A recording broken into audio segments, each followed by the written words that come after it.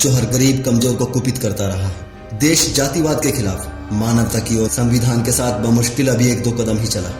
ये बिला उठे हैं। इनके विधान की संविधान ने नसबंदी कर दी है। ये तकलीफ में है। ये वही राज चाहते हैं। इन वेदों के साथ मनु का विधान जस्टिफाई करना चाहते हैं, जिसमें मुख से ब्राह्मण पैदा हुआ, भुजाओं से क्षत्रिय पैदा हुआ, पेट से वैश्य और पांव से शूद्र पैदा हुआ, जिसमें समस्त भारतीय नारी शूद्र घोषित की गई। ये सब वैसा ही चाहते हैं। लेकिन इन अकल के अंधों ने कभी सोचा नहीं था कि मुख से थोड़ा ऊपर मस्तिष्क भी होता है, बुद्धि भी होती है, जिससे बुद्ध पैदा होते हैं, ज्योतिबा फुले पैदा होते हैं, पेरियार पैदा होते हैं, अंबेडकर पैदा होते हैं और जोशीले भगत सिंह पैदा होते हैं, जो इनके ईश्वर और उनके भेजे ग्रंथों की बखियां उधेड़ कर रख देते हैं। उसी बुद्धि से तरकशील जन्म लेते हैं, जो उस ईश्वर और उसके योजना आयोग के सदस्यों की हालत खराब करके रख देते हैं। भारत अब तरकशील भारत बन रहा है, जिसमें इनकी हैसियत भी वही होगी जो एक आम भारतीय की होगी। समता, समानता, बंधुता, भाईचारा इन्हें हमेशा के लिए सत्ता विहीन कर देगा। यही वो मूल कारण है जो इन्हें सोने नहीं देता, बेचैन कर रहा है। इसलिए ही ये वो हर पैंतरा अपनाते हैं, जिससे लोग इनके ग्रंथों से चिपके रहे, इन मुफ्तखोरों के लिए पैसा और प्रतिष्ठा जुटाते रहे। इनके पीछे लगा युवा वर्ग, मैं उसके लिए थोड़ी संवेदना रखता, क्योंकि ये वो भारतीय हैं जो वेदों पुराणों के अलावा भारत की भी चिंता करता है। किसी भी आर्य समाजी धर्मावलंबी को नीचा दिखाना मेरा मकसद नहीं। मेरा मकसद सिर्फ इतना है, कौन ज्यादा ताकतवर है, कौन विकट परिस्थिति में टिका रह सकता है।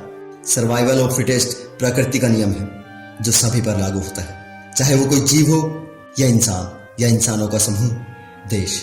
इस नियम के हिसाब से जो सख्त जान है, जो ताकतवर है, जो टक्कर दे सकता है, वही टिकेगा।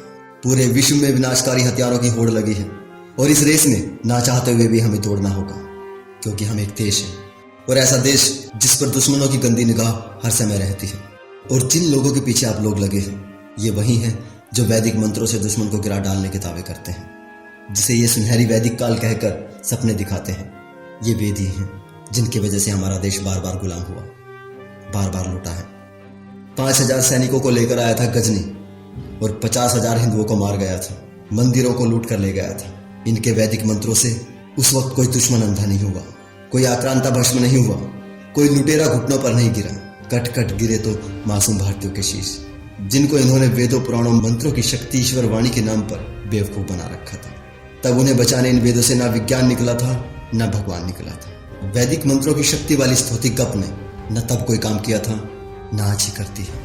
इन शास्त्रों से अब तक कोई शस्त्र बाहर नहीं निकला जो सीमा पार के घुसपैठियों को मार सके, बल्कि जो शस्त्र निकला वो अपने ही गरीब और नासमझ लोगों की मानसिकता को कुंद करता रहा है। हजारों वर्षों तक वर्ण व्यवस्था के नाम पर, जातियों के नाम पर भारतीय को भारतीय से जुदा करता रहा है और आज भी कर रहा है। इन वेदों में साफ साफ लिखा है, अगर हवन के लिए रुपया पैसा कम पड़े तो शूद्र को लूट लो, उसे संपत्ति रखने का कोई अधिकार नहीं। अगर स्वर्णों के समक्ष कोई शूद्र सैया पर बैठे तो राजा को आदेश है उसे कठोर दंड दे, उसके नितंब काट दिए जाए। अगर कोई शूद्र वेद पाठ करे या सुने, उसके कानों में पिघला हुआ लाख डाल दिया जाए। ये है विधान इनका, जिसे ये ईश्वर रचित कहते हैं। सोचिए, अगर ये ईश्वर रचित है तो वो ईश्वर कितना नीच है। क्या ऐसे ग्रंथों को धरती पर भेजने वाला वो ईश्वर पूजा का पात्र हो सकता है? ये सवाल अपने आप से पूछिए। ये वेद पुराण ग्रंथ किसी ईश्वर ने नहीं लिखे, ये वैदिक वैज्ञानिक खुद जानते हैं। इन वेदों में कोई भगवान नहीं, कोई विज्ञान नहीं। अगर वेदों में कोई विज्ञान होता तो ये कब का निकाल चुके होते।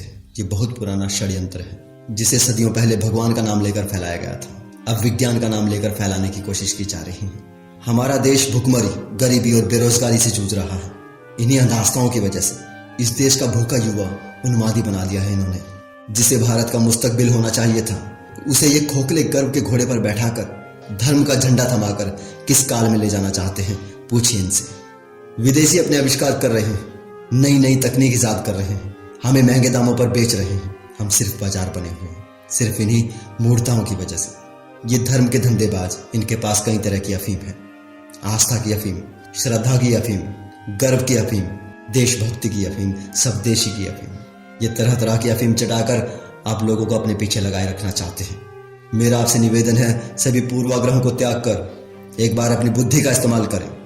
सोचिए, आज तक इन धर्म के धंधेबाजों ने इस देश को क्या दिया है? शोषण, गुलामी, भुखमरी, आक्रांताओं के हमले के सिवा। ये वहीं ले जाना चाहते हैं। ये बस किसी भी तरह अपनी सत्ता चाहते हैं। समय है दोस्तों, संभल जाइए। मानवता और वैज्ञानिक चिंतन के साथ देश को आगे बढ़ाइए। ये सभी धर्म कभी इंसान की जरूरत थे, परिवर्तन के लिए थे। आज ये दकियानुसी है। वो परिवर्तन हजारों साल पहले हो चुके हैं। आज फिर एक नए परिवर्तन की जरूरत है। आज ये सभी धर्म विकास में सबसे बड़ी बाधा है। इनके षड्यंत्रों को समझिए दोस्तों। आज के लिए इतना ही दोस्तों। अगर वीडियो अच्छा लगा है तो इसे ज़्यादा से ज़्यादा लोगों तक पहुंचा दीजिए और हमारे इस चैनल को सब्सक्राइब कर लीजिए।